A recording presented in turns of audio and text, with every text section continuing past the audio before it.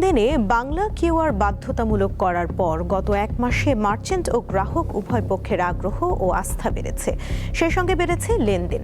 আর এই ব্যবস্থায় যুক্ত হয়েছে ৩৭টি ব্যাংক ও এমএফএস প্রতিষ্ঠান।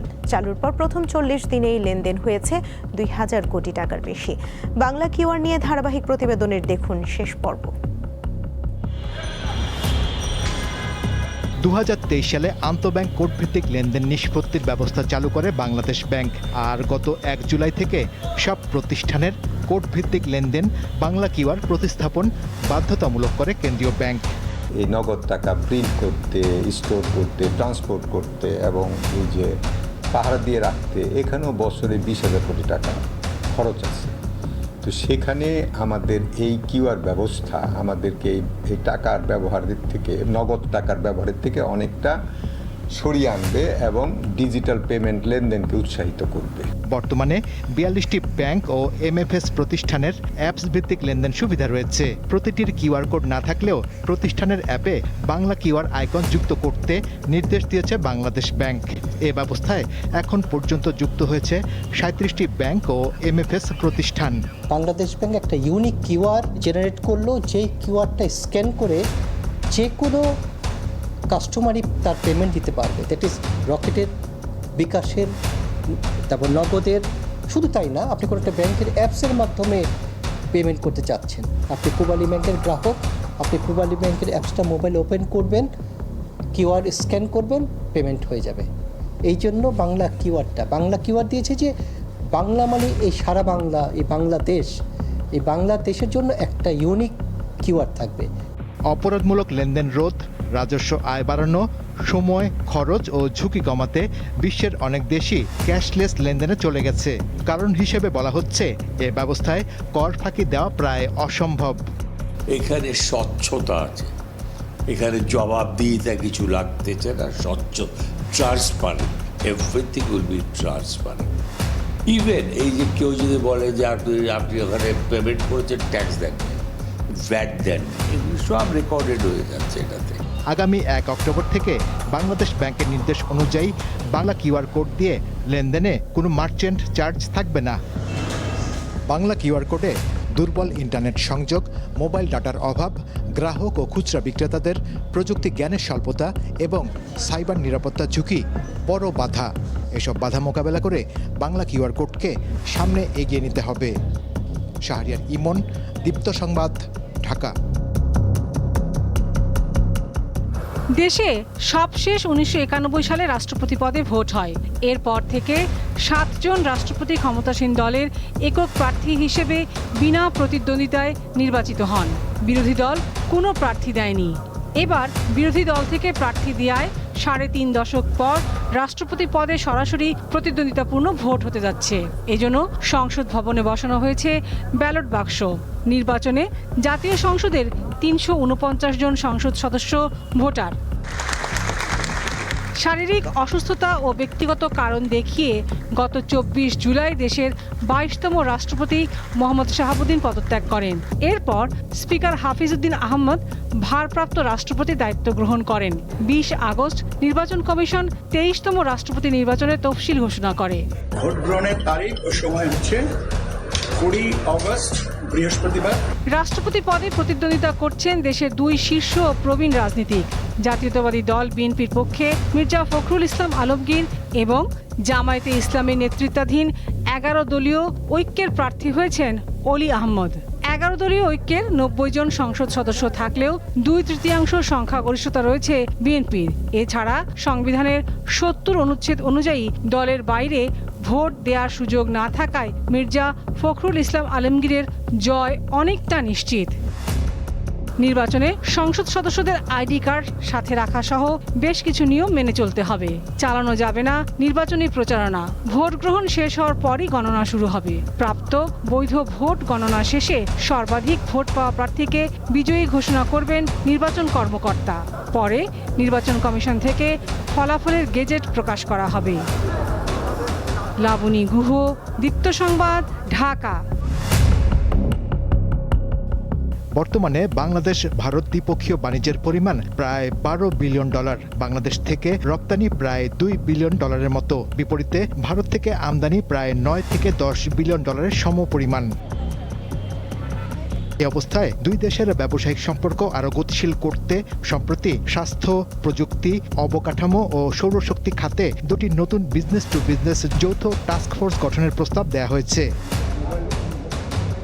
এর মধ্যে একটি অবকাঠামো খাতে বেসরকারি বিনিয়োগ ও সরকারি বেসরকারি অংশীদারিত্ব বা পিপিপি উন্নয়নে এবং অন্যটি semiconductor, green hydrogen, battery storage ও ডেটা সেন্টারের মতো ভবিষ্যৎমুখী শিল্পে সহযোগিতা বিষয়ক।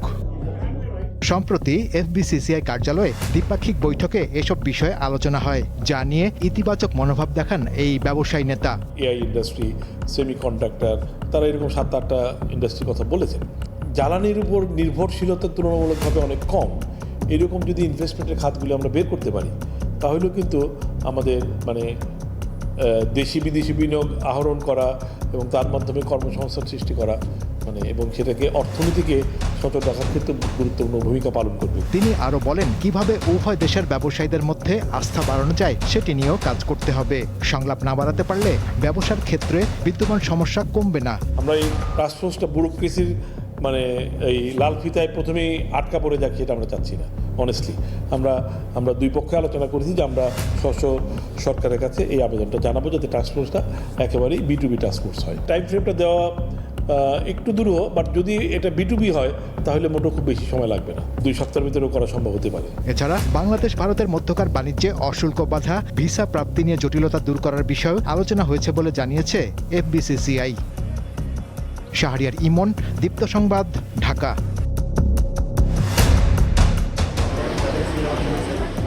পেঁয়াজ একটি পচনশীল সবজি, যে পেঁয়াজটি যথাযথভাবে সংরক্ষণ করা না গেলে পেঁয়াজটা অনেক সময় উৎপাদনের পরে নষ্ট হয়ে যায়, পচে যায় এবং আপৎকালীন সময়ে বাজারে এই পেঁয়াজ সংকটের কারণে পেঁয়াজ সংরক্ষণের জন্য প্রাকৃতিক উপায়ে এয়ার ফ্লো মেশিনের মাধ্যমে পেঁয়াজটি সংরক্ষণের পদ্ধতি বর্তমানে জনপ্রিয় হয়ে উঠেছে।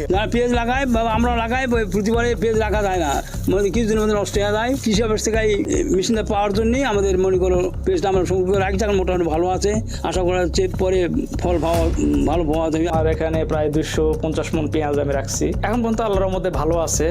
তো বর্তমানে যে বিদ্যুতের সমস্যা, এটাতে একটু প্রবলেম হচ্ছে।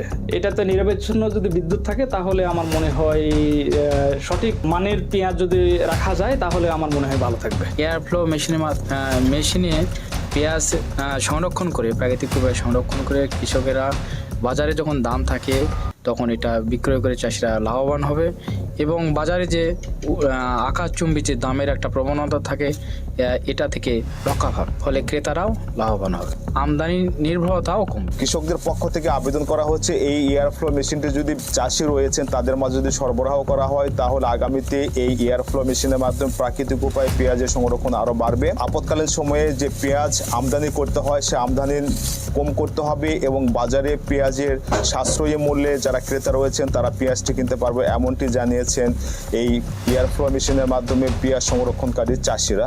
মোহাম্মদ আব্দুর রউফ, দীপ্ত নিউজ, নওগাঁ। খুলনায় স্বল্প সময়ের ব্যবধানে দুর্বৃত্তদের গুলিতে মঞ্জুরুল ইসলাম ও নাজমুল ইসলাম নামের 2 যুবক নিহত হয়েছেন। বুধবার সন্ধ্যায় হত্যাকাণ্ডের ওই 2টি ঘটনা ঘটে। স্থানীয় বাসিন্দা ও পুলিশ জানায়, বুধবার সন্ধ্যায় 80 বিঘা কালভার্ট এলাকায় 8 থেকে 10 জনের একটি সশস্ত্র দুর্বৃত্ত দল মঞ্জুরুলকে লক্ষ্য করে এলোপাতাড়ি কয়েক রাউন্ড গুলি ছোড়ে। তাকে উদ্ধার করে হাসপাতালে নেওয়া হলে দায়িত্বরত চিকিৎসক মৃত ঘোষণা করেন। ওই ঘটনার কিছুক্ষণ পরে একই এলাকায় নাজমুল নামের অপর এক তরুণকে লক্ষ্য করে গুলি চালায় দুর্বৃত্তরা, যার ফলে তারও মৃত্যু হয়। হবিগঞ্জ মেডিকেল কলেজ হাসপাতালে রুম দখলকে কেন্দ্র করে ছাত্রদল ও শিবির কর্মীদের মধ্যে সংঘর্ষ হয়েছে। এতে 2 পক্ষের অন্তত 15 জন আহত হন। পুলিশ জানায়, গত রাত 2টার দিকে রুম দখল নিয়ে ছাত্রদল নেতা তাশরিফ আহমেদের সঙ্গে শিবির কর্মী আকিবের বাগবিতণ্ডা হয়। এর জেরে 2 ছাত্র সংগঠনের কর্মীদের মধ্যে সংঘর্ষ বাধে। খবর পেয়ে পুলিশ ঘটনাস্থলে পৌঁছে পরিস্থিতি নিয়ন্ত্রণে আনে। আহতদের মধ্যে 5 জনকে সিলেট ওসমানী মেডিকেল কলেজ হাসপাতালে পাঠানো হয়। দীর্ঘ প্রায় ৩৫ বছর পর আজ অনুষ্ঠিত হতে যাচ্ছে রাষ্ট্রপতি নির্বাচনের ভোট গ্রহণ। দুপুর ২টা থেকে বিকেল ৫টা পর্যন্ত জাতীয় সংসদের অধিবেশন কক্ষে ভোট গ্রহণ চলবে। ৩৪৯ জন সংসদ সদস্য নির্বাচিত করবেন দেশের ২৩তম রাষ্ট্রপতি। নির্বাচনে প্রতিদ্বন্দ্বিতা করছেন বিএনপির প্রার্থী মির্জা ফখরুল ইসলাম আলমগীর ও ১১ দলীয় ঐক্যজোট থেকে অলি আহমদ। গণনা শেষে প্রধান নির্বাচন কমিশনার এএমএম নাসির উদ্দিন ফলাফল ঘোষণা করবেন। পরে নির্বাচন কমিশন থেকে আজই গ্যাজেট প্রকাশ করা হতে পারে। শুক্রবার সন্ধ্যায় বঙ্গভবনের দরবার হলে নতুন রাষ্ট্রপতির শপথ নেওয়ার কথা রয়েছে। আইন মন্ত্রণালয় তাদের মতামতে জানিয়েছে, সংবিধান অনুযায়ী বর্তমান ভারপ্রাপ্ত স্পিকার নবনির্বাচিত রাষ্ট্রপতিকে শপথ বাক্য পাঠ করাবেন। রাষ্ট্রপতি নির্বাচনের সংবাদ সংগ্রহের দায়িত্বে রয়েছেন আমাদের দুই সহকর্মী রুবায়েত হাসান ও শিউলি শবনম। এ বিষয়ে জানাতে এবারে যুক্ত হচ্ছেন তারা। শুরুতেই চলে যাচ্ছি রুবায়েত হাসানের কাছে। রুবায়েত, সংসদ সদস্যরা কি আসতে শুরু করেছেন, আর ভোট গ্রহণ ও এর পরবর্তী প্রক্রিয়া নিয়ে আমাদের জানাবেন। আপনি নিশ্চয়ই বলেছেন যে ৩৫ বছরের মধ্যে একটি নজিরবিহীন ঘটনা। দ্বিতীয়বারের মতো রাষ্ট্রপতি সরাসরি ভোটের মাধ্যমে নির্বাচিত হবেন। জাতীয় সংসদ ভবনে এক ধরনের তো আচার রয়েছেই, সংসদ সদস্যরাও খানিক বাদ থেকে হয়তো আসতে শুরু করবেন, যেহেতু আরও কিছু সময় রয়েছে। কিন্তু আপনাকে বলে রাখি, ১৯৯১ সালের সংসদীয় সরকার ব্যবস্থাপনা পুনঃবহালের পর আসলে প্রথম রাষ্ট্রপতি নির্বাচন হয়। এরপর ৭ জন রাষ্ট্রপতি দেশের বিনা প্রতিদ্বন্দ্বিতায় নির্বাচিত হয়েছেন। আজ কিন্তু ৩৪৯ জন সক্রিয় বা জনগণের ভোটে নির্বাচিত যে সংসদ সদস্য রয়েছে ৩০০ জন এবং বাকি ৪৯ জন সংরক্ষিত মহিলা আসনে তাদের দ্বারা নির্বাচিত হবেন রাষ্ট্রপতি। একটি বিরল অনন্য ঘটনা। দ্বিতীয়বারের মতো আমি বলছিলাম, প্রথমবারটি ১৯৯১ সালে, আজ থেকে প্রায় বলা যায় যে কয়েক ৩ দশকেরও বেশি সময় আগে যেটি ঘটেছিল। আসলে এই ভোট গ্রহণের প্রক্রিয়া নিয়ে সব তথ্য নির্বাচন কমিশন থেকে জানানো হয়েছে। আমার সহকর্মী শিউলি শবনম সেগুলো কাভার করেছেন গত কয়েক সপ্তাহ ধরেই। আজ সেই মহেন্দ্রক্ষণ শিউলি শবনম আমার সঙ্গে রয়েছেন, তার সঙ্গে আসলে একটু ভোট গ্রহণের প্রক্রিয়াগুলো নিয়ে আলোচনা করবো, আসলে কিভাবে এই ভোট সম্পন্ন হবে। শিউলি, আপনাকে স্বাগত জানাচ্ছি জাতীয় সংসদ ভবন। এক ধরনের তো আচার আনুষ্ঠানিকতা রয়েছেই।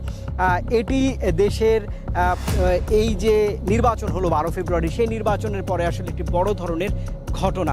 আপনি কেমন দেখছেন, প্রস্তুতি কেমন দেখছেন আপনি, সেটি যদি একটু আমাকে জানাতেন। আচ্ছা রুবায়েত, আপনি যেটা বলছিলেন, আসলে এর মধ্যে আমরা দেখতে পেয়েছি সকাল থেকে নির্বাচন কমিশনের কার্যালয় থেকে কর্মকর্তারা এসেছেন এবং প্রধান নির্বাচন কমিশনার এখন তো সময় ১২টা বাজছে, তিনি ১২টা বাজার সাথে সাথে রওনা দেবেন বলে আমরা জানতে পেরেছি। এবং ইতিমধ্যে যেহেতু কর্মকর্তারা চলে এসেছেন এবং তার কার্যক্রম, আনুষ্ঠানিক যেসব কার্যক্রম আছে সেগুলো আসলে শুরু হয়ে গেছে। এবং আপনি জানেন দুপুর ঠিক 2টা বাজার সাথে সাথে এই ভোট গ্রহণ কার্যক্রম শুরু হবে। এবং তবে যে প্রশ্নটা সবচেয়ে বেশি আসে যে এই ভোট গ্রহণ কার্যক্রম বা এই ফলাফল তো আসলে অনেকটা নিশ্চিত, তাহলে কেন এই ভোট নিয়ে এত আলোচনা? মূলত মূল বিষয়টা হচ্ছে, যেহেতু আপনি যেটা বলছিলেন যে ১৯৯১ সালের পর থেকে আসলে মূলত যেহেতু প্রতিদ্বন্দ্বিতামূলক এরকম নির্বাচন আসলে দেশের মানুষ দেখেনি, ৩৫ বছর পর সে নির্বাচনটা দেখছে। এবং এই নির্বাচনের মূল যে বৈশিষ্ট্য বা গুরুত্বটা আসলে বহন করে সেটা হলো, এখানে যেহেতু বিরোধী দল তাদের প্রার্থী দিয়েছেন, তারা জানেন তারা যেহেতু সংসদে সংখ্যাগরিষ্ঠ দল না, তারপরেও তারা প্রার্থী দিয়েছেন। এবং বলা হচ্ছে, বিশ্লেষকরা মনে করছেন যে এটাই আসলে রাজনৈতিক বা গণতন্ত্রের যে সৌন্দর্য সেটা। এবং এই ভোটের মধ্য দিয়ে মূলত গণতন্ত্রের সেই সৌন্দর্য স্পষ্ট হচ্ছে, মানুষ দেখতে পাচ্ছে। এবং আপনি ভোটদানের প্রক্রিয়াটা সম্পর্কে জানতে চেয়েছিলেন, এবং আপনি নিশ্চয়ই জানেন এই নির্বাচন সাধারণত আমরা যে ভোট বলতে যে গোপন ব্যালটের কথা জানি, এই নির্বাচনে মূলত সেরকম কোনো গোপন ব্যালট থাকে না, প্রকাশ্য ভোট দেন। সেই প্রকাশ্য ভোটটাও আবার অনেকটা গোপন। সেটা যদি আমি আপনাকে একটু ব্যাখ্যা করি, যে নির্বাচন সংসদে যেসব এমপিরা থাকেন তারা মূলত যে দুজন রাষ্ট্রপতির পদে প্রার্থিতা করছেন বা লড়ছেন আজকে ভোটে, তাদের নাম দিয়ে ব্যালট থাকে। সেই ব্যালটে এমপিরা তাদের পছন্দের প্রার্থীর কাছে তাদের নাম স্বাক্ষর করে, পূর্ণ নাম স্বাক্ষর করে ব্যালট বক্সে জমা দেন। তো সেক্ষেত্রে আসলে কারা কোন প্রার্থীকে ভোট দিচ্ছেন সেটা জানা গেলেও আসলে সেই বিষয়টা আসলে প্রকাশ করার আবার কোনো বিধান নেই যে তারা সেটা আসলে প্রকাশ করা যায় না। সে অর্থে এটা আসলে গোপন ভোটও আপনি বলতে পারেন। তবে এখানে আরেকটা বিষয় উল্লেখ করতে চাই রুবায়েত, সেটা হচ্ছে আপনি নিশ্চয়ই জানেন এই নির্বাচনে ৭০ অনুচ্ছেদ নিয়ে অনেক বেশি কথা এসছে, আলোচনা চলছে, যে যেহেতু ভোট দেওয়া নিশ্চয়ই নিশ্চয়ই ভোট একটি স্বাধীন প্রক্রিয়া, কিন্তু বলা হচ্ছে যে সংবিধানের 70 অনুচ্ছেদ যেহেতু এখনও কার্যকর আছে, তো সেক্ষেত্রে আসলে নিজ দলীয় সিদ্ধান্তের বাইরে কোনো এমপি অন্য কোনো বিরোধী দলের এমপির তাদেরকে ভোট দিতে পারবেন না। অর্থাৎ কেউ যদি তার দলের সিদ্ধান্তের বাইরে গিয়ে ভোট দেন, সেক্ষেত্রে তার এমপি পদ শূন্য হবেন। তবে আপনাকে আরেকটা বিষয় উল্লেখ করতে চাই, এটা জাতীয় সংসদের চিফ হুইপ তিনি বলেছেন যে দলীয় সিদ্ধান্তের বাইরে ভোট দিলে তার এমপি পদ শূন্য হয়ে যাবে। তবে সংবিধান বিশেষজ্ঞরা বা বিশ্লেষকরা আসলে বলছেন যে এটার আসলে একটা মতভিন্নতা আছে। যেহেতু রাষ্ট্রপতি নির্বাচন আসলে কোনো আইনি প্রক্রিয়া নির্বাচন বা আস্থা বা অনাস্থা ভোটের ব্যাপার না, এখানে আসলে সংসদ সদস্যরা ভোট দিতে পারেন, সেক্ষেত্রে তাদের এমপি পদ আসলে শূন্য হবে না। এই বিষয়গুলো নিয়ে অনেক ধরনের মতানৈক্য আছে। তবে আপনি জানেন এই ভোট 5টা পর্যন্ত চলবে এবং 5টার পরই মূলত ভোটদান শেষ হলে গণনা কার্যক্রম শুরু হবে এবং গণনার পরেই প্রধান নির্বাচন কর্মকর্তা অর্থাৎ প্রধান নির্বাচন কমিশনার তিনি এই ভোটের ফলাফল ঘোষণা করবেন এবং এর পরপরই ভোটের ফলাফল হয়ে গেলে মূলত গ্যাজেট প্রকাশ করা হবে নির্বাচন কমিশন থেকে। এবং আপনি নিশ্চয়ই জানেন আগামীকাল অর্থাৎ শুক্রবার সন্ধ্যা 7:30টায় যিনি নির্বাচিত রাষ্ট্রপতি হবেন তিনি শপথ গ্রহণ করবেন। এটাই মূলত আজকের সব মিলে আনুষ্ঠানিকতা। আনুষ্ঠানিকতা দর্শক জানাচ্ছিলেন এই সহকর্মী। দীর্ঘদিন ধরে নির্বাচন কমিশন যেই সংবাদ সংগ্রহ সেটি করে থাকেন, আচারগুলো আসলে আপনাদের জানাবার চেষ্টা ছিল। আপনাকে একটু তথ্য জানাতে চাই দর্শক, যে সেটি হচ্ছে এখন তো 12টার কিছু সময় পর 2টা দিক থেকে আসলে এই নির্বাচনটি অনুষ্ঠিত হবে। বাইরে তাপমাত্রা আজ একটু বেশি রয়েছে, সংসদেও হয়তো ফুল হাউস হবে, এক ধরনের উত্তাপ্ত রয়েছেই।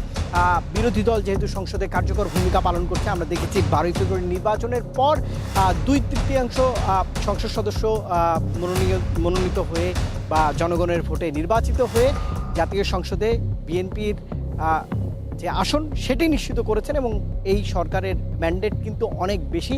সে কারণে এই ভোটটি এক ধরনের আনুষ্ঠানিকতা, যেমনটা শিউলি জানাচ্ছিলেন। তবে এই আনুষ্ঠানিকতার মাঝেও একটি গণতন্ত্রের সৌন্দর্য রয়েছে, সেটি হচ্ছে ভোটাধিকার। সেটি হয়তো আজকে বাংলাদেশে দেখা যাবে। যেমনটা চিফ হুইপ কালকে বলেছিলেন, গতকাল সংবাদ সম্মেলনে নির্বাচন কমিশনের পক্ষ থেকে জানানো হয়েছে বাংলাদেশের এই গণতান্ত্রিক ব্যবস্থাপনার এই ভোটে নজর থাকবে পুরো বিশ্বের, এমনটি বলাই যাচ্ছে। ভোটের আরও খবর, রাষ্ট্রপতি কে নির্বাচিত হচ্ছেন সেই খবর নিশ্চয়ই গণমাধ্যমে আপনাদেরকে জানানোর চেষ্টা থাকবে দীপ্ত সংবাদের মাধ্যমে পরবর্তীতে। নিশ্চয়ই রোবায়েত, ধন্যবাদ আপনাকে।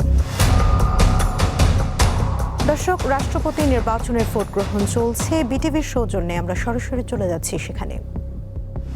দয়া করে একটু দেখে নেবেন।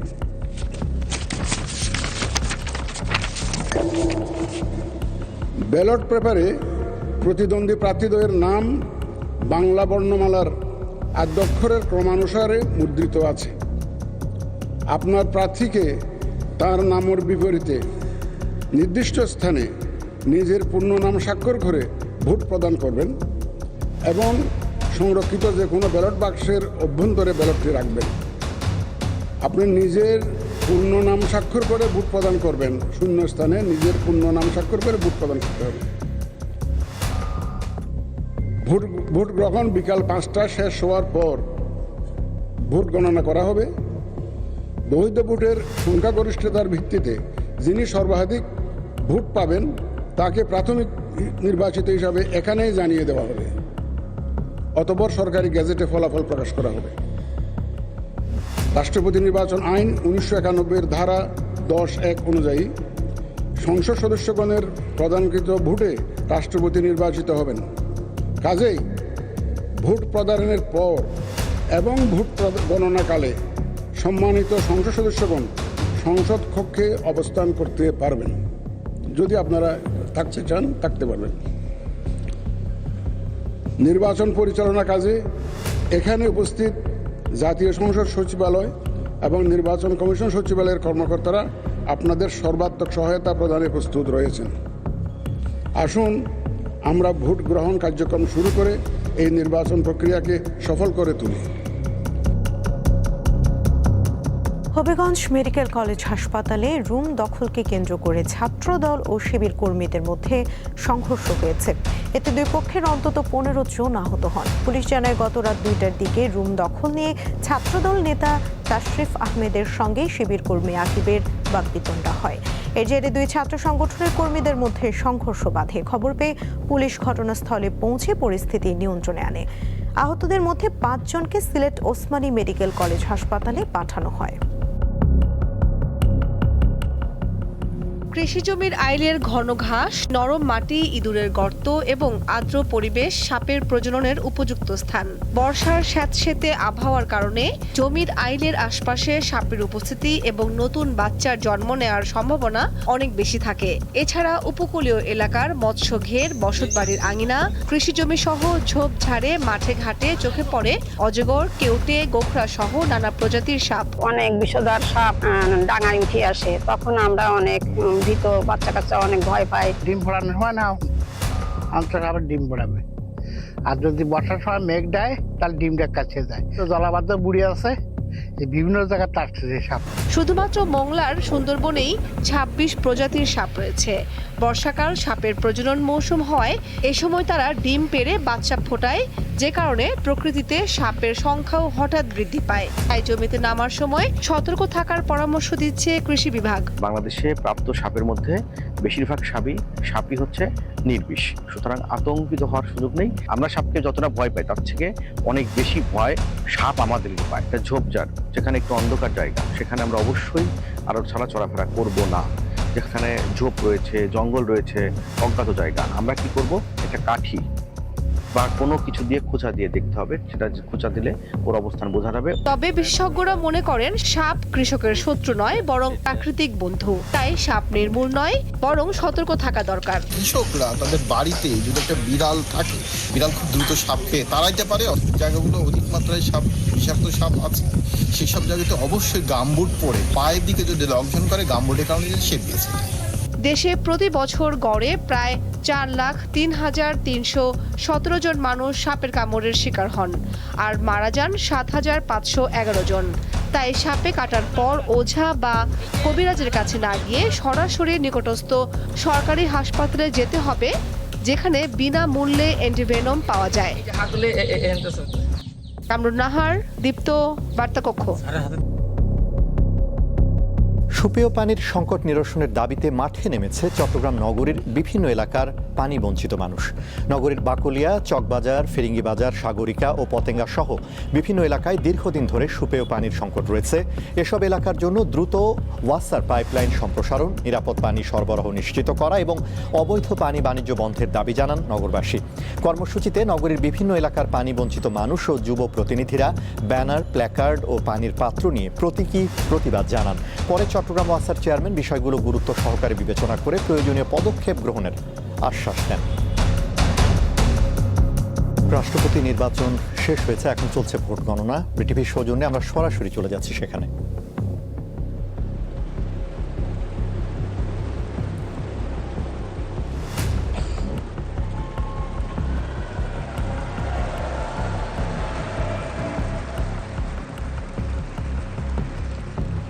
উনি পেয়েছেন 255 ভোটস। তদ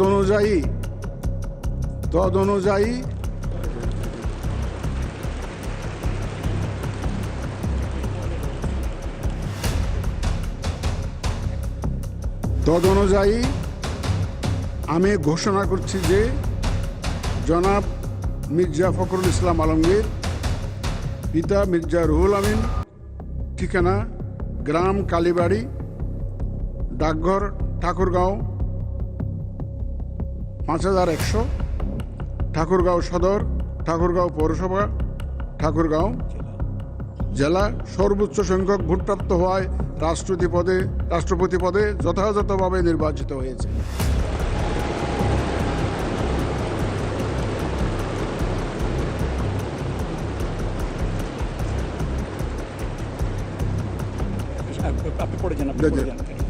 রাষ্ট্রপতি নির্বাচনের প্রতিদ্বন্দ্বী প্রার্থীদ্বয় এবং সম্মানিত ভোটার, মাননীয় সংসদ সদস্যগণ, আপনাদের সবাইকে জানাচ্ছি অনেক অভিনন্দন ও শুভেচ্ছা।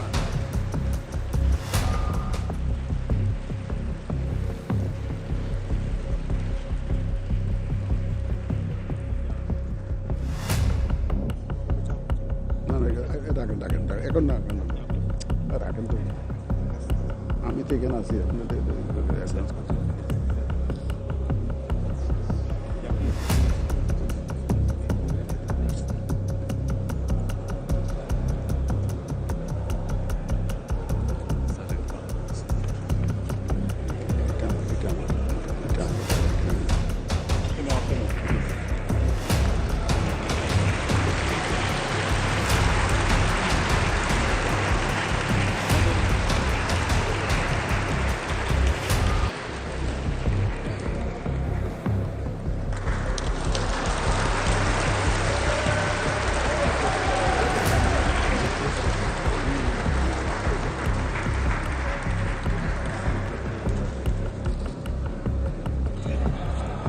বলে যান স্যার।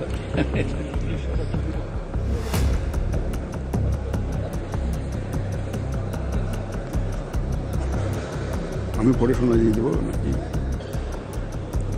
আমি পরে বলে যাবো নাকি না? এটা এটা একটা এই মুহূর্তে কেউ শুনবে না। ধন্যবাদ দিয়ে শেষ করেন, এটা চলতে থাকবে।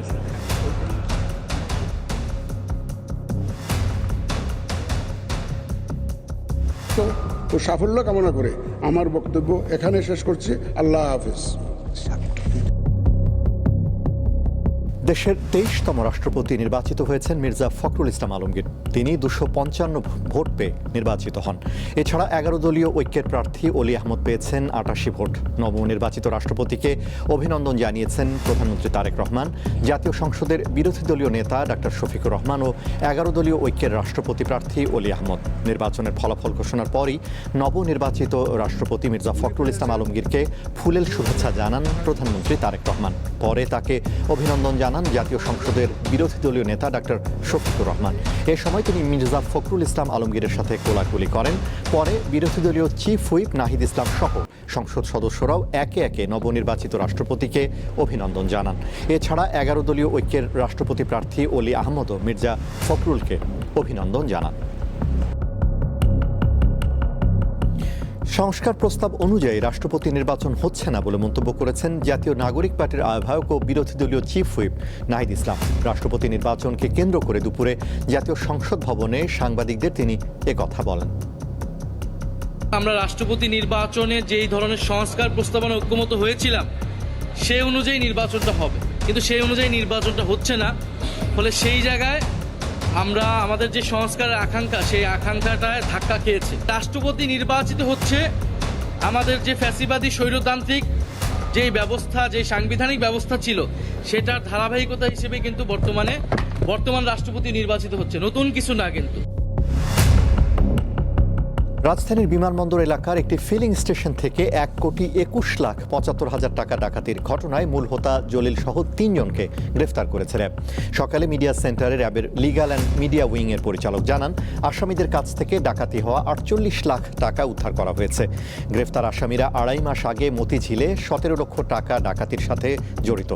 ঘটনার দিন 3 বাইকে 6 জন সহ মোট 9 জন ডাকাতির সাথে জড়িত বলে জানানো হয়। ব্রিফিংয়ে সাংবাদিকদের প্রশ্নের জবাবে তিনি বলেন, নতুন আইনে এসআরবি কিভাবে কাজ করবে তা নির্ধারণ করবে সরকার। শুধু নাম পরিবর্তন নয়, কাঠামোগত পরিবর্তন হওয়ায় এসআরবির প্রতিটি সদস্য জবাবদিহিতার মধ্যে থাকবে। যে অর্ডিন্যান্সকে অ্যাক্টে রূপান্তরিত করে র্যাব বাহিনী গঠন করা হয়েছিল, সেই অ্যাক্ট এবং বর্তমানের যে এসআরবি আইন, এই দুটোকে আপনারা পাশাপাশি নিয়ে যদি পর্যালোচনা করে দেখেন, তাহলে বিশেষ কিছু পরিবর্তন আপনারা সেখানে দেখতে পাবেন। বাহিনীর কোনো সদস্য যদি কোনো রকমের অন্যায় বা দুর্নীতির সাথে যুক্ত হয়, তাহলে এই বাহিনীর প্রতিটি সদস্য, সে যেই লেভেলেই থাকুক না কেন, সর্বনিম্ন থেকে সর্বোচ্চ পর্যন্ত প্রত্যেক সদস্যই কিন্তু আইনের আওতায় আসতে বাধ্য থাকবে। সম্প্রতি সরকার অত্যাবশ্যকীয় ওষুধের মূল্য ও তালিকা বাতিল করে সাধারণ মানুষের জন্য দুর্ভোগ বয়ে এনেছে। ওষুধ কোম্পানি এবং কিছু মানুষের স্বার্থকে সফল করার জন্যই এমন সিদ্ধান্ত নেওয়া হয়েছে। বৃহস্পতিবার রাজধানীতে এবি পার্টি আয়োজিত সংবাদ সম্মেলনে এসব কথা বলেন দলের সাধারণ সম্পাদক আসাদুজ্জামান ভূঁইয়া ফুয়াদ। বর্তমান সরকার ওষুধ শিল্পকে এই খাতের মালিকদের কাছে বিক্রি করে দিচ্ছে বলে অভিযোগ করেন তিনি।